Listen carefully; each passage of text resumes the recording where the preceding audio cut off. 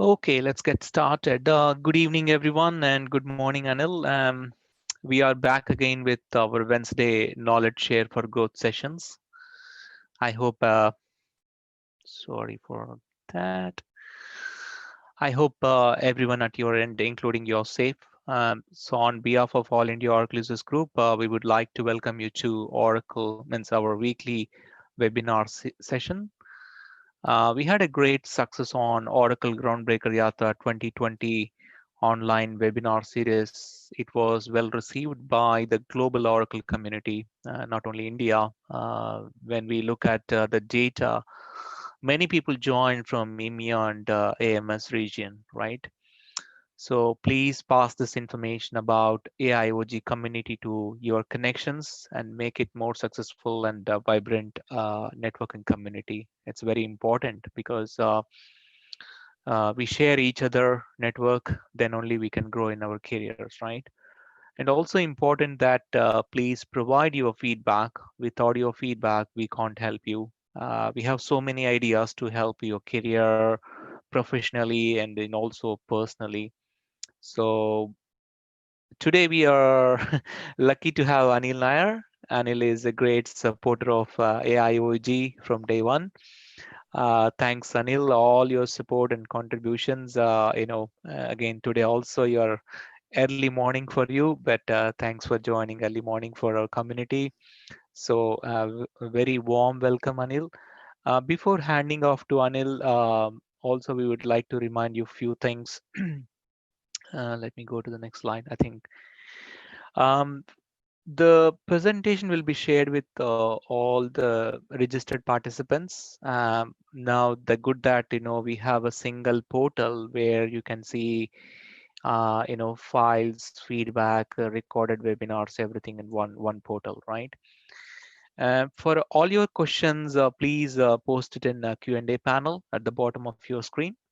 Anil will decide he will take it during the event or end of the event, preferably end of the event, so that we can spend more time. Also, I think we request take a picture. You can see Anil video now with the AIOG T-shirt and Yes. Sangam conference badge. So you can take pictures with Anil since we are missing all the face-to-face networking. But I'm sure we'll be back very soon, right? But still, let's have this fun. This is the only way you can make more connections, if you tweet about this program. Again, I think we have explained many times in our OG Yatra, this is not for a promotional purposes. There are multiple things we can achieve once you post, and other connections will see, okay, they will also join and they'll get benefit. That way you are passing the knowledge, and also you can build your network. And number three is we can also get more number of speakers. And I'm sure, I don't know how many of you looked at our website. We have actually three more sessions already lined up in our website, and I'll talk about that after Anil's session. But yeah, so with that, Anil, thank you very much coming and presenting and supporting us. So why don't you just share your screen and start your session. Thank you very much. Sure.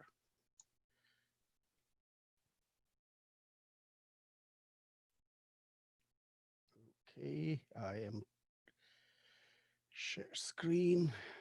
Oh, this, should I continue? It will stop your screen sharing. Yes, I please. guess that's fine. Yeah, okay, cool.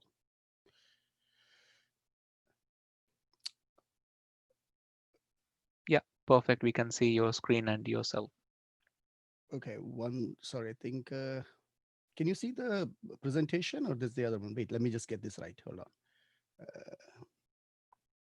There you go, screen share. Share, okay. There you go. Can you see? I'm hoping you guys can Yes. see the presentation one, right? Yes, absolutely. Perfect, perfect. So first of all, thank you so much, Sai. It is such a good feeling to be presenting to friends, to all the colleagues, to all the new people who I know. I was feeling a little bit, that I'm not attending there in person. So I decided I'll put the AIOUG T-shirt and the badge and have a feeling that I'm actually right there. So hopefully you guys can, see or have seen me, because right now I'm sharing the presentation. If you don't know me, I am Anil Nair. I'm the Oracle RAC product manager, or real application clusters. What has changed in the last few days is also I have taken over additional responsibility for ASM, or automatic storage management. So I'm kind of now I'm trying to revision what I would be product manager for. Some thinking of using mission critical database technology. So again, I'll come to that. But anyway, in short, I am your person to reach to in case you have any questions about RAC or ASM or any mission critical aspect of Oracle database. I have talked about RAC and a data guard and other technologies a lot. So if you really need to look at my older slides, they're all available in LinkedIn and SlideShare, and all obviously in the AIOUG websites. Wherever I talk, I usually make it a point to upload it to that specific user group. Sai also talked about some Q&A. I will try to keep up with the Q&A, and I have opened it in my screen. That's why you see me flickering my eyes over the open questions or anything. But if there is, I will look out. I sometimes get drowned into the presentation, so don't worry. At the end, if I have some unanswered questions, I will make sure I get to you. And regardless, even if you don't get my answer, reach out to me on Twitter or whatever, and I will definitely make sure your question is answered. Okay. Having said that, let's get on with the Oracle RAC features on Exadata. So obviously, this is the safe harbor statement. I'm sure you guys have seen it many times, so just take a second to acknowledge it. Oracle RAC itself has been about 20 plus years a journey. It was released in 2001, but the development work somewhere took place in 1999 somewhere. So roughly we could call it 20 years. Before that, and a lot of you guys probably don't even recognize a lot of the things like OPS there, but the world was very much into specialized hardware. The IBM used to have this specialized hardware called, they would call them Ravens, and the disks were called virtual storage devices, VSDs. This was pretty much 90s, and OPS filled up that gap correctly, in the sense that if there was any kind of parallelism that is required, we used to do it. It was mainly for DSS, or what we call as analytics now, or decision support systems. Somewhere in 2000, there was this big move onto this commodity hardware. Everybody wanted to buy these racks and racks of commodity hardware, and kind of a perfect timing, because a rack was introduced. I call it OPS with cache fusion and hundreds of other optimizations is rack. So rack was like the perfect thing, because it could make the best use of the commodity hardware. Customers didn't have to spend as much money for specialized hardware. Was very good.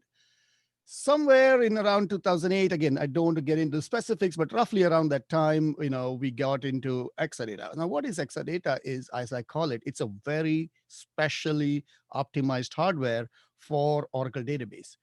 It provides so many features that Oracle RAC can leverage. So it is kind of like this perfect hardware that we have it's built using mainly commodity components. So this is how I call it as, this is the best platform to run Oracle RAC. Now, why do we need this? Why do we need more and more optimizations? Because the world is moving. You remember in the past, we had this traditional packaged apps. You have this PeopleSoft, you had this Siebel, you have this, traditional package SAP. Now the world is moving into more of like this microservices with this JSON and all that. Now, what would happen is we would need to scale this new generation of application. This requires a lot more, synchronization. This requires a lot more optimization of the existing hardware.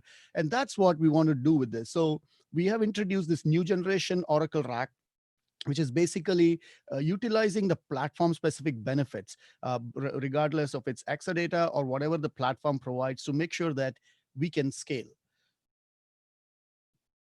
Now, I did mention that, when I said Exadata, I did not call it, what we call as, it's a commodity hardware. It's not like a specialized hardware and all that. It's basically the same CPU that you would get from your vendor, which is Intel or AMD, whatever your choice is.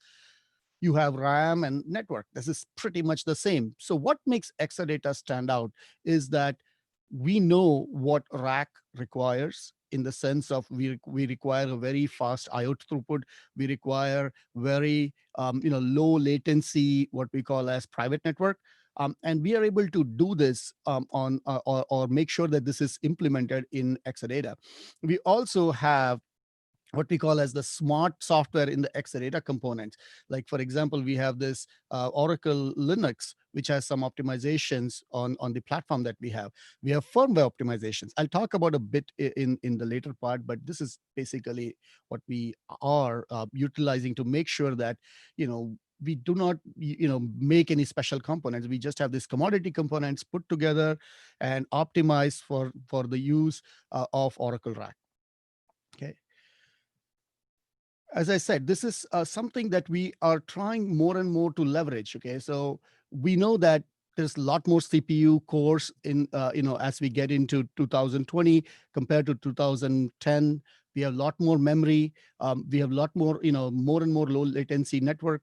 So if you look today, most typical hardware vendor is saying, I have this, huge 2 Xeon processors with 48 cores, this amazing amount of RAM and DRAM. Again, for Exadata, we have this ROCE network in the, lately. In the past, we used to have InfiniBand. But regardless, we are able to put this together in a way that is most pertinent. And I'll take this example on this right-hand side of here. So remember, this world has changed, and we have got this new thing called as persistent memory. Persistent memory is extremely fast in the sense of very, very low latency IOs, in the sense that, it is hundreds and hundreds of times faster than what we call as rotating disks. The problem, though, is because it's not in a typical IO path, it is pretty much on the bus, very close to the CPU and the memory. It kind of has some limitation, in the sense that if the server goes down, actually you lost your persistent memory. The typical solutions would be, hey, let's replicate it. But once you replicate it, the overhead of going from one node to the other node becomes too much. But what we have done is we have actually put this on our storage server. So on a storage server in Exadata, when you know that you have this compute server and a storage server separate, when you put it on the storage server, we are able to utilize what we call as RDMA to directly access persistent memory. And because the storage server is in a separate server or a separate node, we don't have to worry about it, the compute going down affecting the PMEM availability. Also, storage server, in Exadata, we make sure that we have multiple redundant copies, so we kind of all set.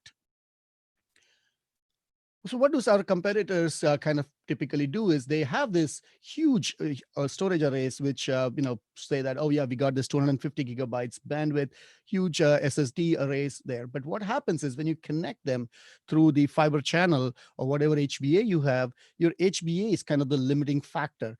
The typical HBAs, give you like 25 GBs per second. So if you have a query on a compute side, which is driving lots and lots of IO, you kind of stuck.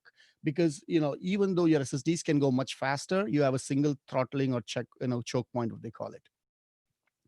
The other part that I talk a bit is, this is all about smart software in the Exadata side. So a typical vendor would just put SSDs into their storage array because they are used for all purpose, what we call as file systems or whatever.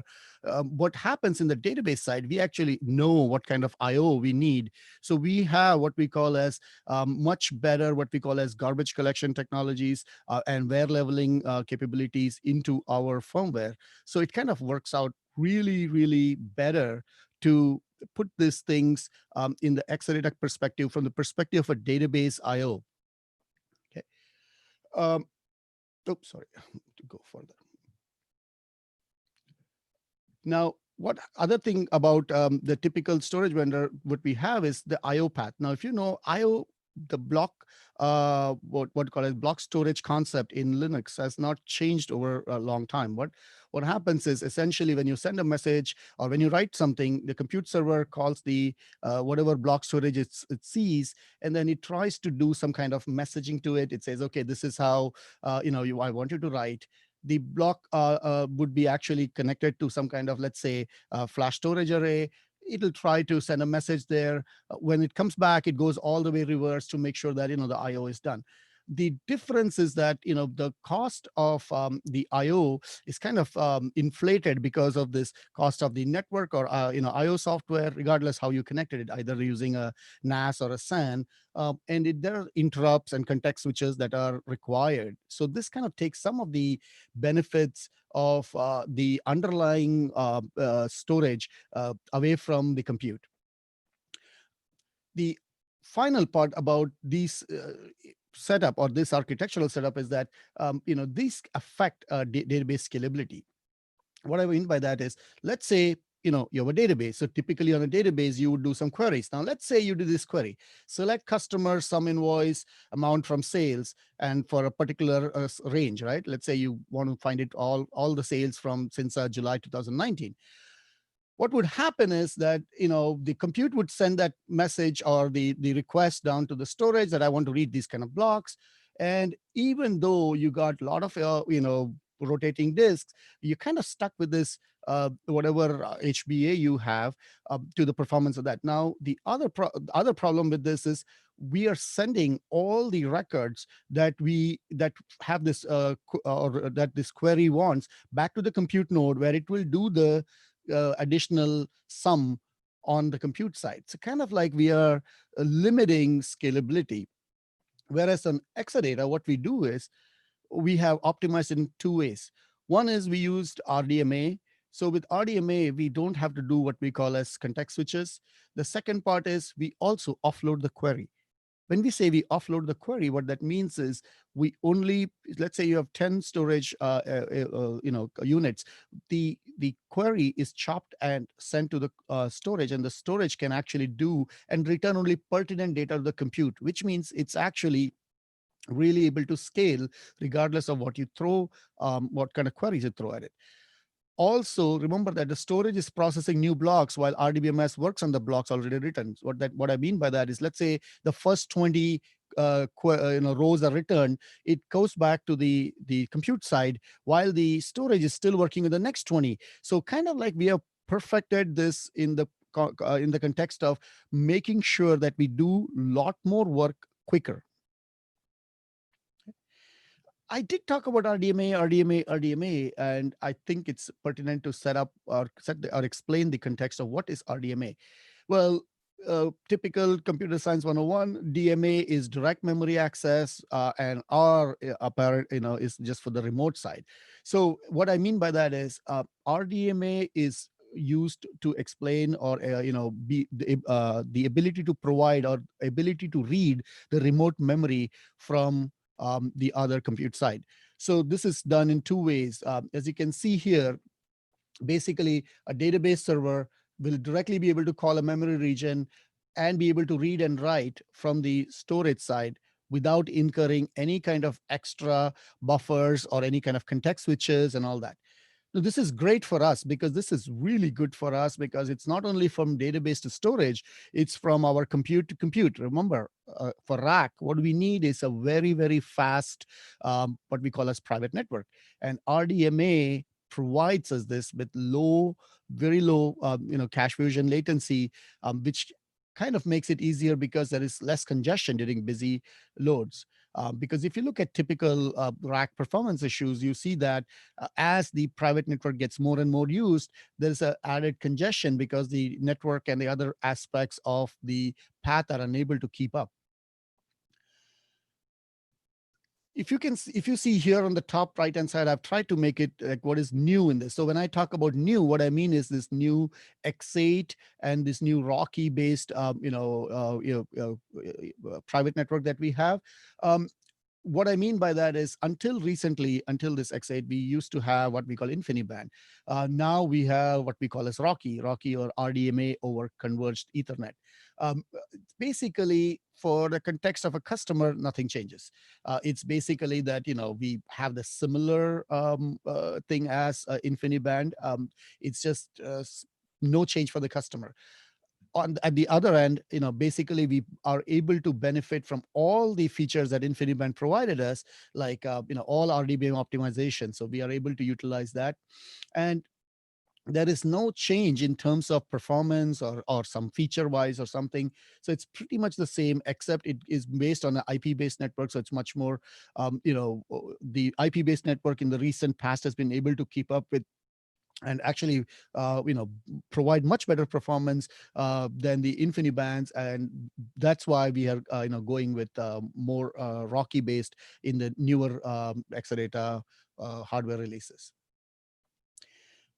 As I said, basically, this is a feature by feature comparison. You can see that, we are doing a lot more things. Like, for example, the speed of a typical InfiniBand versus ROCE is much better. We have still a lossless network. Because remember, this is the main crux of Oracle RAC, right? We have this UDP-based implementation in generic systems, which require us to kind of have additional code or watch out for drop packets. This is not very good thing. So with Accelerator, regardless of its InfiniBand or ROCE, we still have the lossless network, which is great. We also have other things. Again, I'm not going to go through every single line in this slide because they're pretty self-explanatory. But the other notable thing that we want to make sure is the instant failure detection, because we used to do it, excuse me, via the subnet manager. Now we do it with RDMA queries. Now that I explained the context of all the hardware optimizations and how the hardware is architected for blazing performance, I want to talk about what did we change in Oracle RAC to make sure that we can do much better. And in terms of performance, in terms of availability, in terms of scalability. So I'm going to talk about these four features. So let's talk about the um, feature, what I call is much important in terms of detecting failure of nodes. Before we get into it, again, node eviction is very simple concept. Certain nodes may be misbehaving. What I call by misbehaving is that it doesn't, it does not working together in the cluster as part of as a team member, which means we need to get this guy out because it's affecting the whole cluster. Now, a lot of it I have already talked about in this URL. You can talk about this, you can read about it later. But in just a very high level, whenever we have a SplitBrain, we kind of call this, we create two subclusters. In the trace files, you would see this as what we call as cohorts, cohort 1 and cohort 2. This whole idea is based on network. So what is a SplitBrain is basically that we have the defined private network, or unable to communicate with the defined private network. What does that communicate mean? So we do what we call as 1 heartbeat per second per interface. Again, it's generic is UDP, and for Exadata, we use the underlying platform specific API calls to make sure that we can send this heartbeat faster.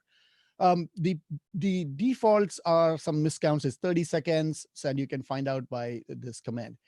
When we get a message, what would happen is we see this, that some network is not responding for whatever time, and then we come up with this number that, okay, I've waited for you for so much time, and after some 50%, 75%, 90%, we just say, okay, you know what, I'm going to evict this guy.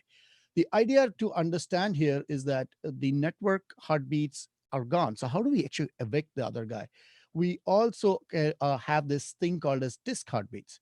Now, why do we have a disk heartbeat? Because remember, when you have two networks that cannot talk to each other, it's either A cannot talk to B or B cannot talk to A. Now we need to figure out whom to keep. And how do we tell the other guy to go? Because these guys are not talking to each other, right? And that's the other part where we do what we call as the disk heartbeats. Now, the disk heartbeats, we have what we call as a short IO timeout and a long IO timeout. Why do we have these two different things?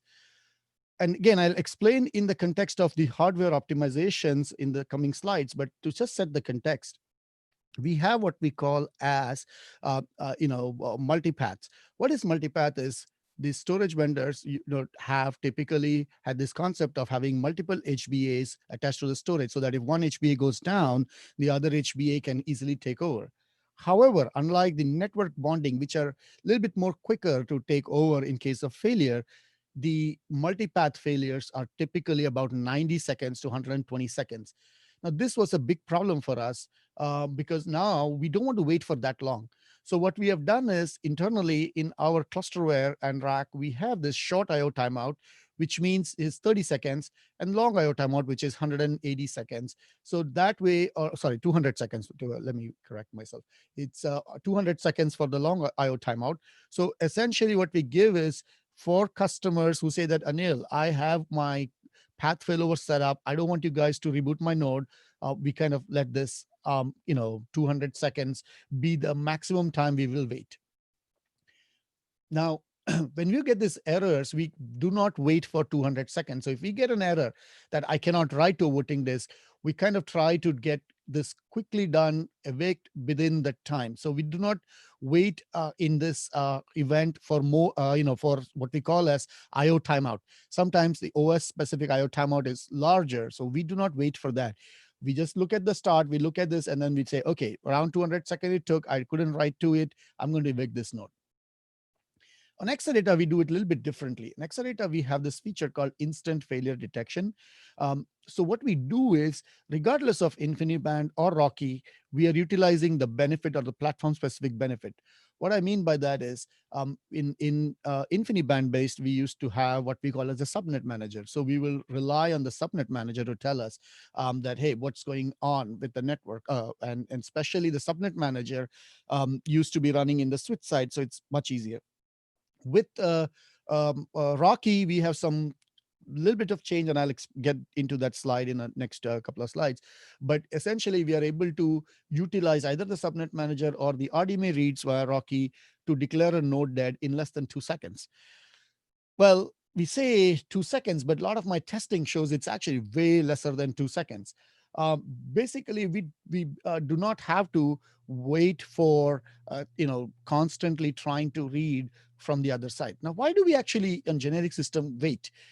In generic system, we wait because one single network or one single heartbeat cannot be taken as a definitive state that the remote server has gone away. Because remember, we don't have a lossless or a network lossless setup in generic systems. A slight detour so we can actually understand what we are talking about. I said about how we do instant failure detection on InfiniBand based what we call Exadatas with the subnet manager. I have a lot more details in my slide that I covered like 3-4 years ago. If you go to my slide share, you would see it. But for the new one, which is the X8s, you would have this ROCE-based instant failure detection. So how do we do this when we don't have a subnet manager? Now, what happens that when you have two people unable to communicate, I use a simple analogy, which is essentially me talking to somebody over a cellular network, which is actually not that great sometimes. So the person A says, person B, can you hear me? Can you hear me? The person B may be able to hear, but because person A is in a bad spot, even his responses are not heard by person A. In this case, who do you evict? And how do you even tell the other guy, I'm evicting you or something like that? So what we do in Exadata, in the new Exadata X8s, is we have this RDMA-based, messaging that we can send. So what we do is we send 4 messages across all combinations of target and source. If all of them fail, we basically evict them from the cluster. Now, why does RDMA work when the other ones wouldn't? Well, remember, when you have typical, what we call as network-based messages, they go through the typical path. RDMA messages do not worry about the server load and all that. They are kind of, direct memory calls. So it's much more easier, and it's also much more able to respond even when the typical underlying software is slow. So using this, what we call as InfiniBand, excuse me, sorry, ROCE-based instant failure detection, we are able to uh, quickly determine whether a node can be, is functioning or whether it's going through some problems. We also have in the switch side some kind of optimization, because remember, once we have figured out what our requirements are on Exadata, in terms of we need to have a very fast, obviously RDMA based network communication. We also have optimization on the switch. On the switch, we can actually make sure that we can take care of or understand different types of packets. For example, when, let's say, in a generic system, why does a packet loss occur? A packet loss occurs because sometimes the sender and receiver is sending way too much data that the receiver can't keep up. How does this happen? Well, what happens is the sender is sending, let's say, hundreds of packets per second. The receiver can only read 50. So there's a backlog. There is some switch buffer that can accommodate this backlog. Eventually, the switch buffer is unable to keep up, and therefore, eventually, it goes, into this what we call as mode where it's dropping packets. Is there a way to tell the switch or to tell the sender? Yes, there is. But because on generic systems, the idea is not just for databases, they don't implement this. But here, what we've done is with Exadata, and especially because we know this is a database platform, we are able to send what is called as a flow control. So it tells the sender to pause, that, hey, wait, I'm having too much here. Can you just pause a bit? We also have what we call as this congestion notification mechanism, so that we can identify and tell that, hey, there is a congestion coming, or there is some kind of issue going on. So we kind of try to attack or the problem even before it becomes a full-blown problem, causing drop packets and all that and all that. We also, another part is we have this high priority networking. Now, remember when I said RDMA, I've been talking about that a lot. But remember, there are hundreds of different types of messages.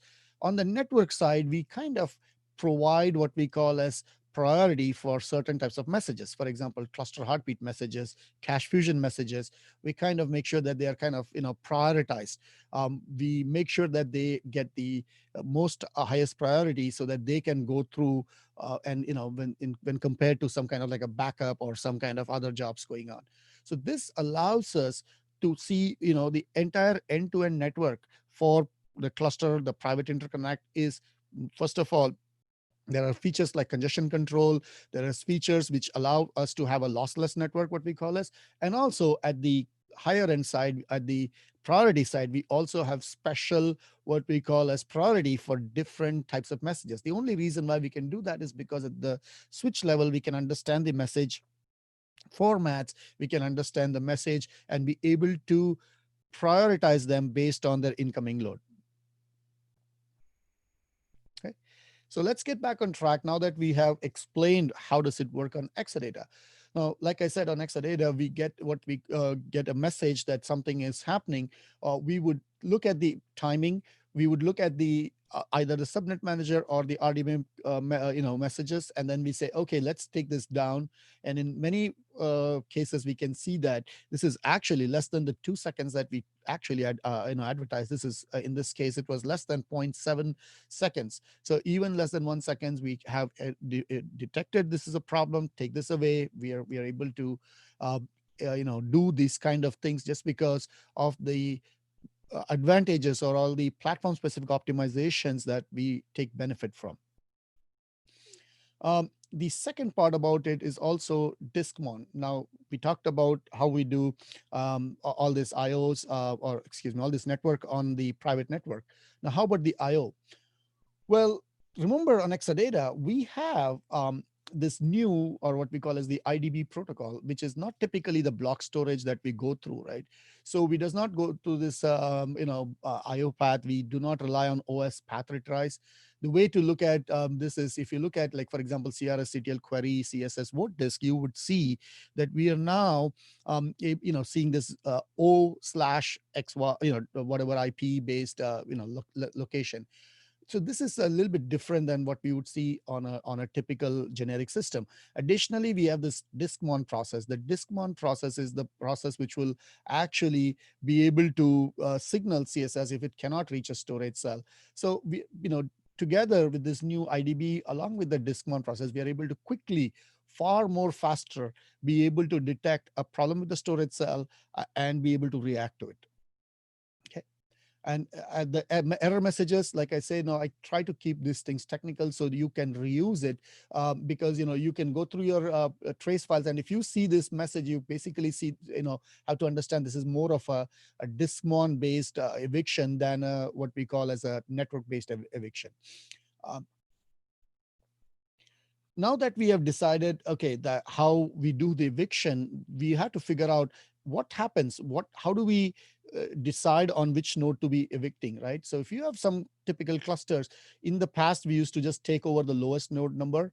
Now we have this smartness. Now what we do is we have more services, we count the services, and if there are more number of services, we could actually add more and more logic to that, keep that node alive.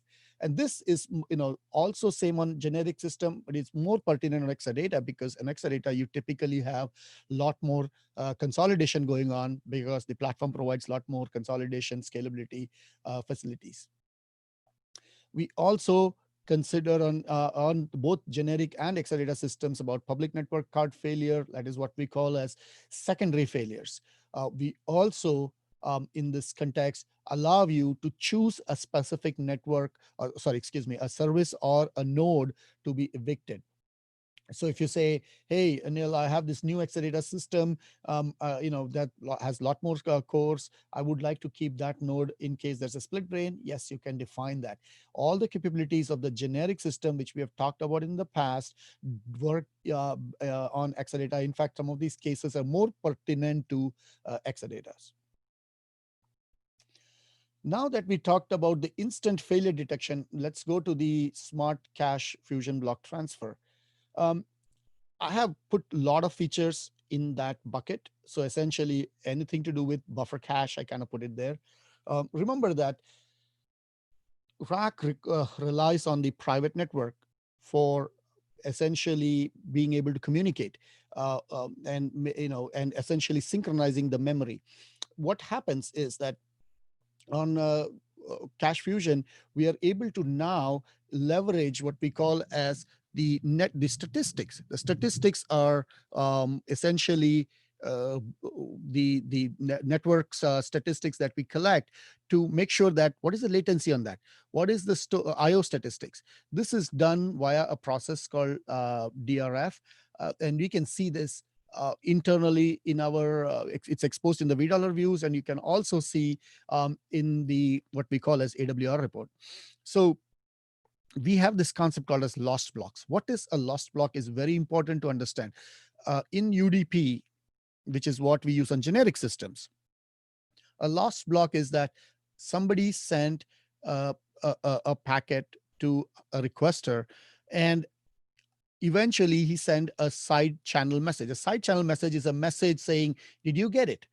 If the side channel message comes back, but the actual message acknowledgement doesn't come back yet, then we declare that block as lost. So remember, when we are sending, let's say, 8K block, you send a 8K block to the other side and say, hey, you wanted this block, great, have it. And this guy does not say thank you or whatever, so we'll wait for it, saying, oh, he didn't say yet, so I cannot be sure if he received it. Then he sends another message saying, did you get it? He did not get the yes or no. But if he gets a yes, he knows that, oh, so the earlier block must have been lost. Therefore, it declares the block lost.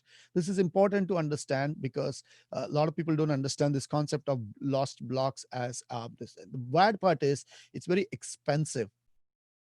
Okay.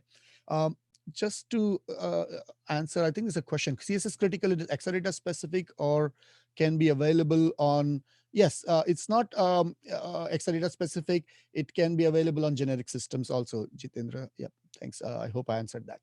All right, coming back to the cache fusion, as I said, the lost blocks is actually very expensive because the sender is to recreate the block again and keep resending until it gets a response. Sorry. There you go.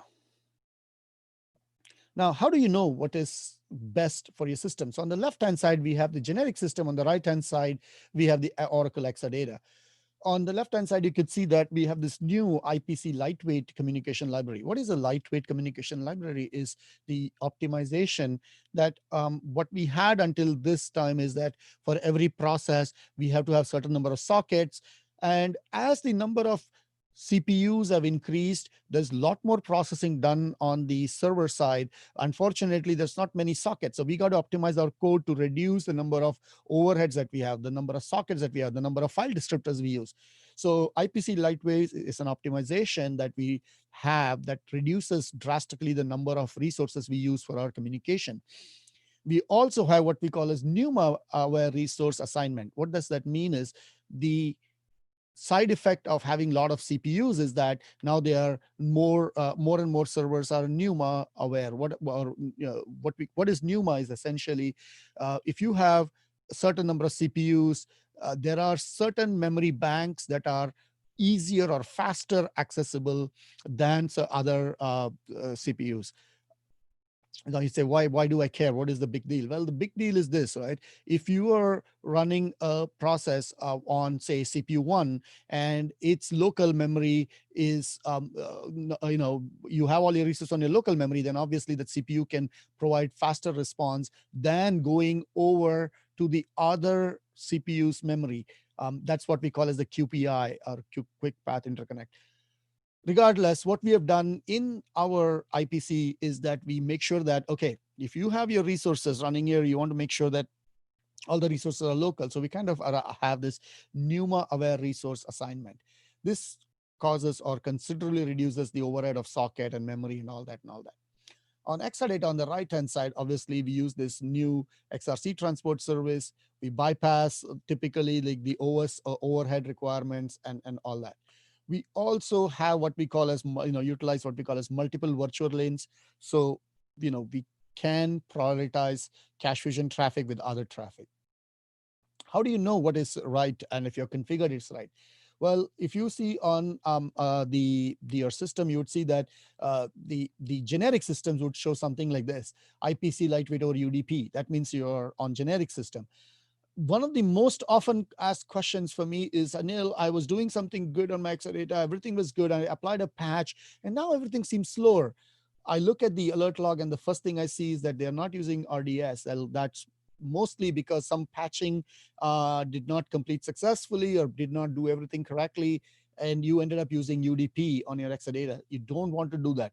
You want to look and make sure that you have this message called RDS/IP or equivalent message. Again, this is version specific. So at least until the recent release, this is what it is. But you got to see the keyword RDS. Otherwise, you would be not getting the platform specific benefits that we have. Okay. In terms of cache fusion, we also want to ensure.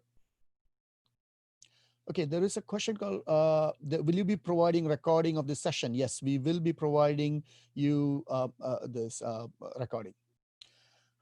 Coming back to block weights and block history, in the typical workload that you would see, you see a lot of GC events. Now, why is that the GC events? Why can't we reduce the overhead of GC events? Is because of how the processing works. Now, think about this. A query is connected to, let's say, node 1, and it requires a block which is in node 4. Now, if that block is what we call as a dirty block, what is a dirty block is node 4 has updated the block, so it needs to write it. So it will send an IO to the log, to write it to the log writer, and then it will wait on these events. What happens in the background is that once you do this write, we got to wait for the storage to tell us that I have written it, and then we would see that this is sent to the other block. Now, between these things, we also do what we call as broadcast on commit. A broadcast on commit is an RDBMS way to increase what we call as the SCN and make sure that the SCN is incremented on all the 4 nodes. So all the 4 nodes have to actually say, yes, I did write this SCN. I received this new SCN. How does it look in AWR report? You would see typically a log file sync being said. Now, the log file sync is essentially the weight that you would see when you have a lot of commits going on, and your log writer probably is unable to keep up.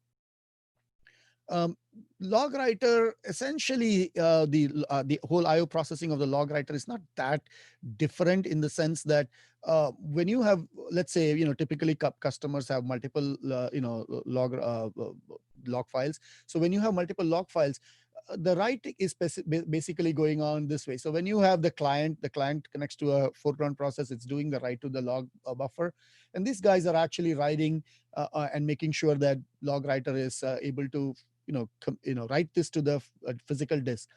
The problem is that, and even if either of these guys have to wait, then everybody has to wait, because you cannot consider the IO to have been completed without both these storage devices, or getting acknowledged from both these storage devices. I call this somewhere like accident on a highway. Like, it's not like this, the 2 minutes it takes for the accident to occur and the cleanup. It's just the backlog. It just takes a while to be cleaning up, and therefore you would see a lot more of what we call as the log file syncs. This is because a lot of the typical storage vendors cannot differentiate the IOs between a redo log IO versus a backup, or versus a traditional database writes. So what we have done, we have a little bit changed this, and I talk about the past and the present. The past, on the right hand side, what I mean by that is, until the X7s and the older releases, we would see what we have benefited or taken advantage of the flash capabilities we have. So in Exadata, we have this smart, what we call as Exadata Smart Flash Log. What that means is, we write to multiple devices, and whoever acknowledges it first, we take this as that it's done, and moves ahead. Uh, the advantage is not, to reduce the number of outliers. Obviously, as you can see, when you have the smart flash logging, it perfectly reduces or actually writes no outliers at all. Okay, so this is great, because one of the things that we don't talk about in terms of database, it's not just about performance. It's not just about scale. It's about predictably giving the response, or predictable response times. With Exadata Smart Flash Log, we get a predictable response time. So this makes it easier for applications to provide or utilize the benefit of what we call as these hardware resources that we have. What is the future? Well, in X8, you would see that we have this new thing called as PMEM, or persistent mem. So on X8, we even do better. As you can see in the future side, we have written, right? The future is essentially that we have moved the redo logs to PMEM. So now with the one RDMA call, we can do or be able to write much faster. So we call this Accelerator persistent memory commit accelerator. Basically, the database issues what we call as a one-way RDMA write to PMEM, and we bypass all the network IO, interrupts and all that. We're able to write this 8 times faster. And because the storage server has its own, we have our own software running there. We are able to flush it later to the flash and disk and all that. That way, not only is it fast, we also make sure that it is able to what we call as be able to make sure that write is not lost. Okay. So remember, one of the things or benefits of this feature is this: we are able to now, utilize this Smart Fusion block transfer to be able to send, or remember in the animation that I showed, we have to wait for storage IO confirmation. Now, no longer do we have to wait for storage IO confirmation, because when we issue the log write, and we just wait for a log write completion, and we can just able to send the transfer the block. Once the completion comes in, we will acknowledge it, everything is good. But what happens if there is a failure of this node? What would happen is, if before the confirmation comes in, if there's a failure of this node, the storage server is running our software, so it's able to identify the block and be able to order correctly the writes that are coming in. That way, we have what we call as a consistent writes, regardless of the fact that we don't have to wait for the IO completion notification, right? Getting into more of the execution direct-to-wire protocol, which is what I talked about in the last few slides. Essentially, with this typical network-based send and receive, this is a kind of a graph which is sized according to the time it takes. One of our workloads that we see, where you can see that the user side, the most of the time is spent in the IPC and the sys context. On the sys side, we see a lot more time spent in the driver or IP stack with the sys context. So this is the actual path of a network when you send any network packet from one node to other. And remember, this is actually double, because this is the side on node 1, the other side on node 2. This has to go from the reverse side. So essentially, this is something that would be seen in your AWR report or your OS Watcher report as the sys time. This is something that we're trying to eliminate, and we have done this successfully, because we are now not utilizing or going through the OS. We're actually going across or around it, basically by directly invoking the RDMAs using this feature, which we call as execution. So this is a graph that shows a rough comparison with 10 gigis versus the typical ROCE versus ROCE or InfiniBand with execution. We see that we have about a 3x improvement with very low latency. This also means that the lesser the system, the more scalable your system is, right? Get into some of the RDMA and commit cache specific features. Now, what is a Exadata commit cache? When you have transactions going to multiple instances, what would happen is some of these instances are using, like for example, sequences. Some of these instances are using unique keys. So if one instance is committing a unique key with employee ID, let's say 776, the other side cannot do 776. It has to use something else. Why do we need to check the other side? Because the other side could also roll back. So we need to keep this synchronized. And this is done on a typical system or a generic system by sending and receiving messages, which is typically 8K block size. Now you would see this in a AWR report as these are the typical what we call as wait events you would see. Now, beyond Exadata, we are able to utilize what we call as RDMA, the commit cache from a remote instance. We don't have to wait for sending and receiving the message-based, IP-based traffic. So LMS is able to directly read the commit cache, and this is something this is going to provide amazing scalability. And the only way this is possible is because RDMA does not go through all the OS and all the other context switches. It also reads this directly. So it doesn't have to send and receive the entire 8K. It could read like say 20 bytes or 30 bytes and be done. So we don't have to wait and send and receive the typical block-based structure that we are using in generic systems. Same thing about in-memory transaction table. Essentially the in-memory transaction table is a small area that we keep in the SGA of committed transactions. Why? Because again, like I said, there are transactions that could commit, there are transactions which could be rolled back. On a typical system, we need to send and receive blocks to make sure they are committed or not.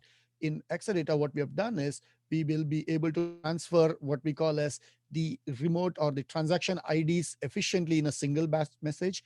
And in future release, I think it's going to come out soon, it's going to be done via the foreground directly with RDMA, and it'll use an XID as a key. So if there are, say, 20 transactions, out of which 5 of them are immediately committed, without this feature, you'll have to get all the 5 and then go through with your XID to make sure that, okay, you're not committing something or attempting to commit something that's already on the other side, which is uncommitted.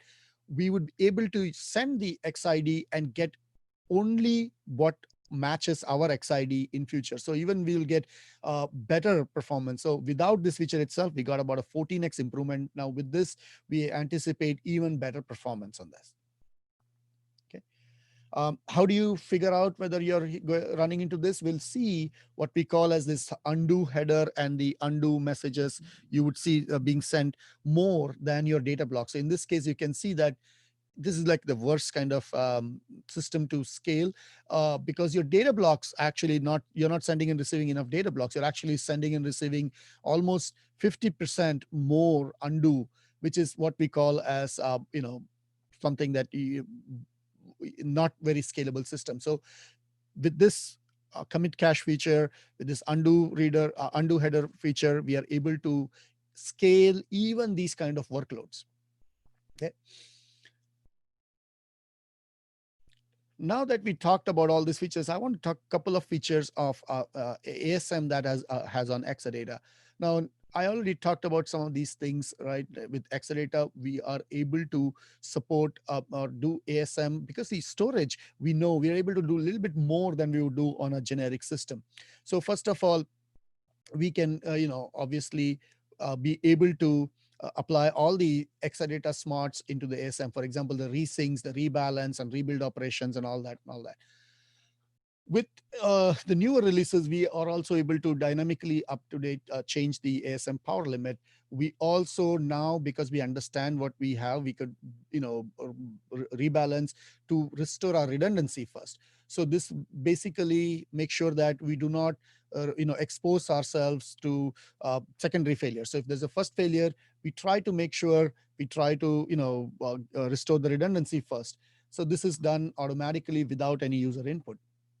We also utilize what we call as a flash cache for rebalance reads. So this is something that we can utilize because we know the flash capabilities, how much flash is there, how much all the, and we can also from the ASM side be able to send and receive messages to the cell server. So to optimize what we want. So this is this facility that we have, which we can utilize and build upon. There are additional two different processes you would see when you run Oracle ASM on Exadata, which is this XDMG and XDWK.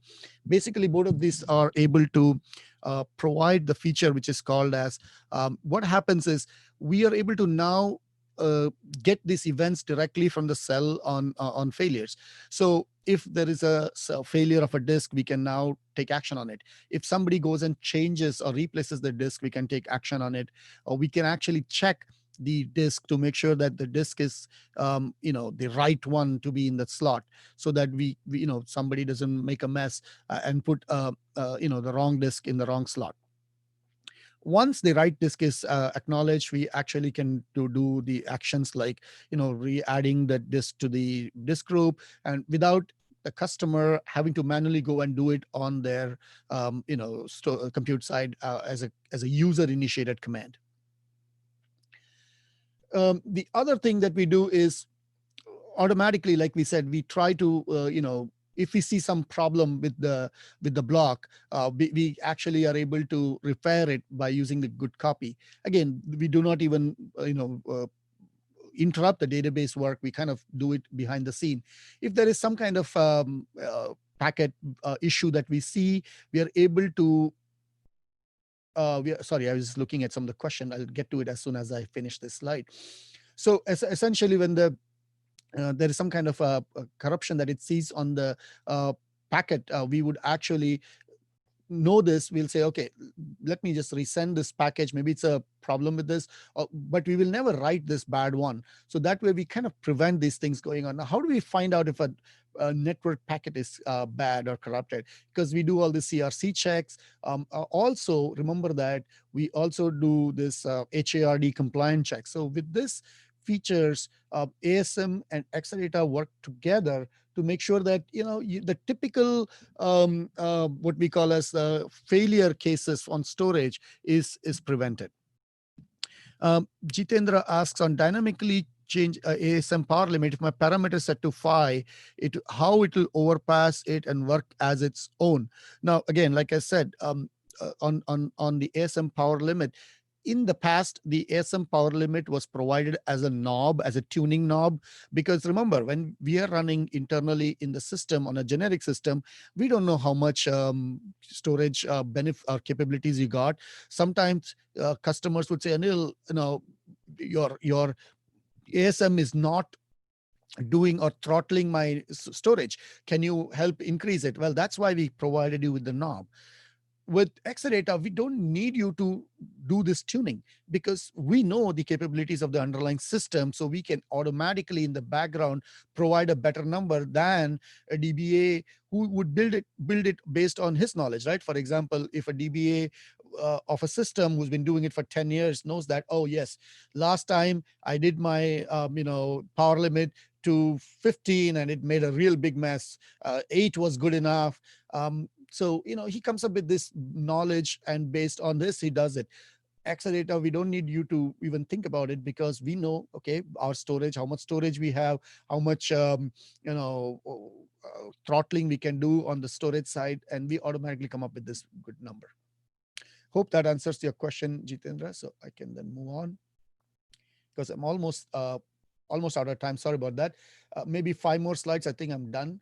The other thing that we do in Exadata is what we call as capping. What that means is typically, so what happens is if let's say there is a hung IO, we would wait for what we call as some time. Let's call it 30 seconds. What is this 30-second is? It is the time we wait for all the essential components of the storage, the block storage, the multipath, all of that to fail over and let us know, because we cannot immediately declare something as dead for a one wrong or one hung IO. What we do on the Exadata side is, because we do this, obviously we don't go to the block storage protocol, so we do this IDB. We are able to identify these things and quickly change so that the IO can be redirected somewhere else. We are able to do this much faster, as you can see, within 1 second rather than the 30 seconds it would take on a traditional storage. I think pretty much what I want to add is this, what's coming up. I keep calling it new in 20C. Well, if you are using or have access to Oracle 20C in the cloud, you would be able to see these benefits, but hopefully in the future release, you would see some of these benefits coming in. The big benefit I like to talk about much is broadcast and commit. Remember, I explained what broadcast and commit is. Broadcast and commit is every time you do a commit, you need to increase the SCN. On a single instance system, you just do it on locally. On RAC, we need to do it on to all the nodes. So that is typically 5 messages we have to send, for a typical 2 node. And, that is done by LMSs have to acknowledge. So there is some CPU usage on that. By moving that broadcast and commit to RDMA, we are going to reduce the messages from 2 instead of 5. And obviously, because that be done on RDMA, there'll be no CPU utilization of LMS. We'll also do what we call as read current blocks. A read current block is essentially a workload there. You just need to read the block. You don't need to apply any undo on that. So utilizing RDMA would reduce what we call as the workload on the LMS, and also about ease the path for any other kind of CR lookups, which is essentially going through undo. I already talked about commit cache messaging and undo block earlier. A lot more details in the slides. I have provided the link for there. All I would like to end this call by saying that, there is, Oracle RAC has been utilized by many customers. One customer I like to call out is PayPal, who presented with me last year. This is one of the systems that they are looked at. Essentially, you can see that they are very busy systems. These numbers are phenomenal. The only part I would like to add to that is, yes, they also are, getting all these fabulous numbers with availability, pretty much all over. If anybody has used PayPal, you would know that, so fast the transfer takes place, and it's all possible because underlying system is based on an Oracle RAC setup. With that, I'm pretty much done. This is typically the slide I talk about where autonomous database. If you have questions, it's just Oracle RAC on Exadata with the cloud automation. I see a question there. It says, Anurag here, 18C onwards, node VIP is optional after installing cluster web without node VIP, but VIP resources are visible. Yes, I would say that no, it's not. I would not call it node VIP is optional. I think what you mean by that is you can essentially have certain reuse some of these things. Now, I wouldn't put that on a production system. This is more provided because customers in the past used to complain to us about the number of IPs or we use. So there was some provision given to use whips across certain set of servers. Again, it's only for test and dev. It's not a great idea to do it on a typically busy or a production system. I think that's pretty much. I just want to make sure I mark some of these answers. Okay, good, good, good. So I think I'm pretty much answered all your question, and this is the last slide. Again, I would like to thank all of you guys at AIOUG. I don't want to take individual names. I know it's a team effort, so thank you so much for setting up this call. And I think it's late in the evening for you guys, a lot of you guys, but appreciate all your help in setting up this. Again, please let me know if there are questions. I will be more than happy to answer in Twitter or something, but that's pretty much all I have on the RAC Oracle features. There's one more question. RMV background process consume a lot more memory on our Exadata machine. What is action plan for it? Well, when it's very hard to say generic statements, lot more memory. If you give me some details, I can probably explain it a little bit better. But the RMV process, all these processes would be using more memory. As long as it doesn't chew up on too much CPU, it's fine. In my generic opinion, again, I know we are talking a lot what we say high level now, but definitely do ping me on Twitter or something, and I will get back to you. If you give me the exact memory consumption and the trace file, I'll be able to tell you what it is. I hope that answers Pradeep Kumar.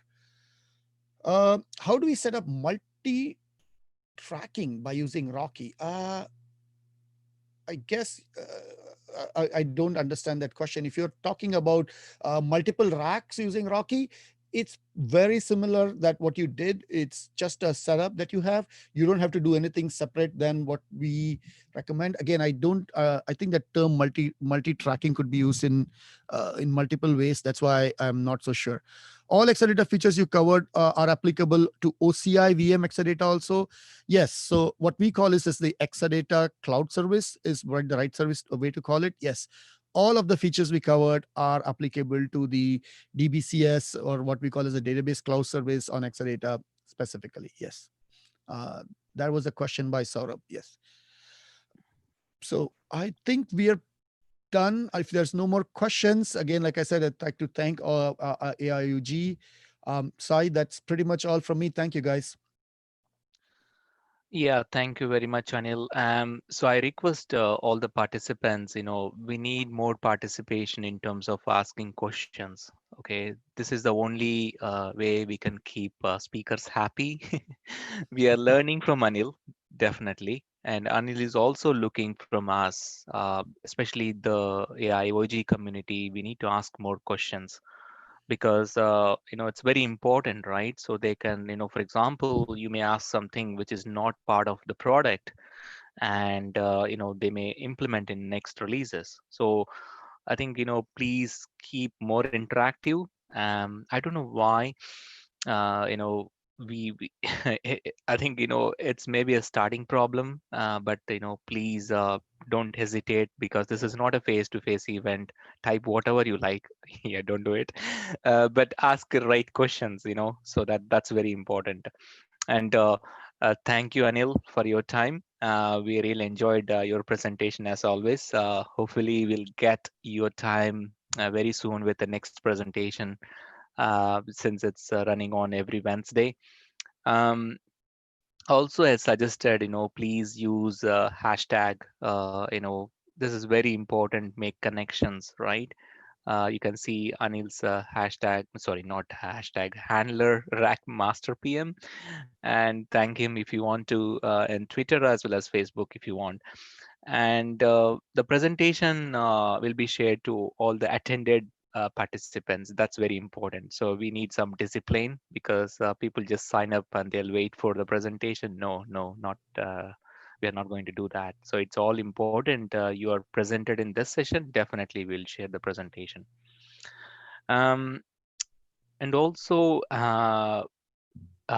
provide the speaker survey, right? So you can scan this QR code right now and ask, what you are looking from Anil from next session onwards, right? Yes. That is very important. Um, so again, the next week, we have a session from Kim. He recently written a book on practical Oracle SQL. Really nice guy. You can also see the background. Is a beer master. So we put that background, and he's so happy. So what you're going to learn is, learn how a tiny wrong client settings can create a corrupt string data in your database, right? It's a very important session for many of you. And also we have Mike Drittich is coming on 12th of August. He's going to take a master class on 5 minutes to upgrade all your databases with auto upgrade. So it's going to be really fun session. So please join all the sessions. So again, we have only one portal, so use AIOG portal. I think today we had some glitches, but I think we have fixed that problem. So one portal where you can register, sign up, and see all the presentations. Yeah. So I think I see some more questions are coming in Q&A. Anil, go ahead if you want to answer. Yeah, sure. I think the one question I see is from Exadata. We are software integrated partners, do not have much hands-on, so not able to question much. Even patching is done by ACS, Platinum patching team. Okay, that is probably not a technical question, but I can work with you on how partners can help or benefit from Exadata so that we can provide the best solution to our customers while making sure that our partners also benefit from it. Whoever you are, I just see anonymous attendee. Like I said, feel free to reach out to me or Gavin, and we can make sure that we, help you out with that. The other questions are about future Yeah. sessions. So NoSQL, that's very good. Let ask, like I said, Sai also mentioned, guys, don't be shy. You can ask a question. You can say, Anil, next time we need blah, blah, and we will work on it. You can ask about, like, for example, NoSQL, and I'm hoping that Sai will work with somebody. I think Doug is a good resource for those things, but I'll let Sai make the choice. But yes, please do ask questions. That's very important. Go ahead, Sai. Yes. Thanks, anonymous attendee. So one more question is coming from Manurag. We can spend 5 more minutes, Anil, if you're okay. Sure. Yeah, no, I'm okay. So Anurag, is Flex cluster back again in 20C? It's deprecated in 19C. Well, I would not call it flex cluster is deprecated. So what they were talking about is this concept of what we call as reader nodes and all that, which we had introduced earlier. And but the benefits, the algorithm improvements, the hardware benefits made it easier for us to not even have a DBA to define some node as reader node and writer node. So everything is read write node now.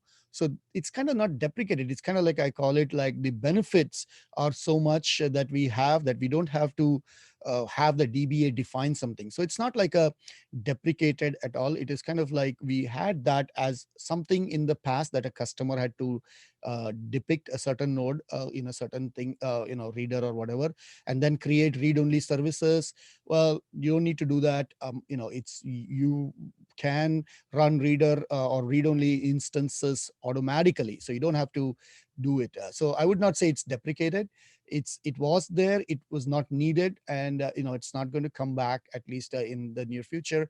There'll be other optimizations, other kinds of clusters, but not the reader node concept that we had.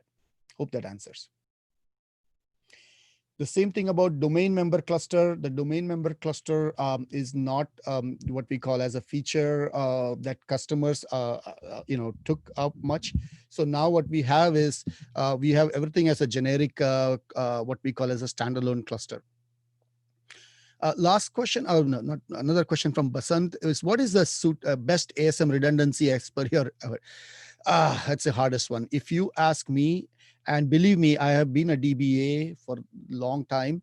I would say for production, I would definitely not recommend anything then you need to make sure that you have multiple copies of production, because 99% of the time nothing happens, but that 1% time when it happens, it really hurts you.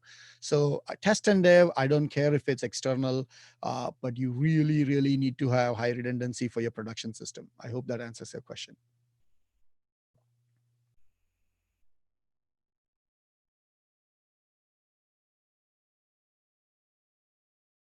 Super.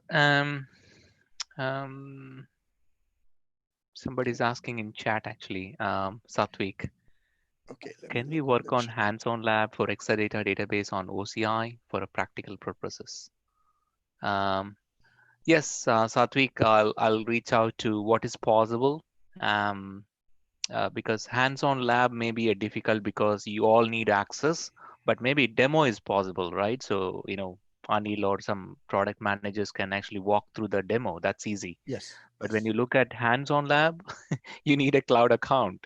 And not only you, we need for 100 accounts. So maybe that is the toughest one.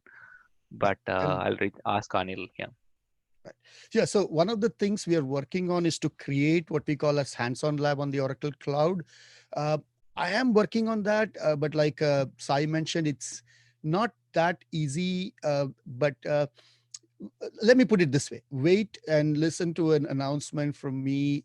We'll make some announcement in August 1st or 2nd week, so you should be able to see. So as Sai answered, there are two aspects of it. We can always do a demo for you in a session like this, but around August timeframe, there will be something, or I'm hoping, let me put it that way, we will have something where you can actually play with it a bit. You get for some time. It's not going to be forever, but at least you'll get some time. You can play with it, and then it goes back to the pool.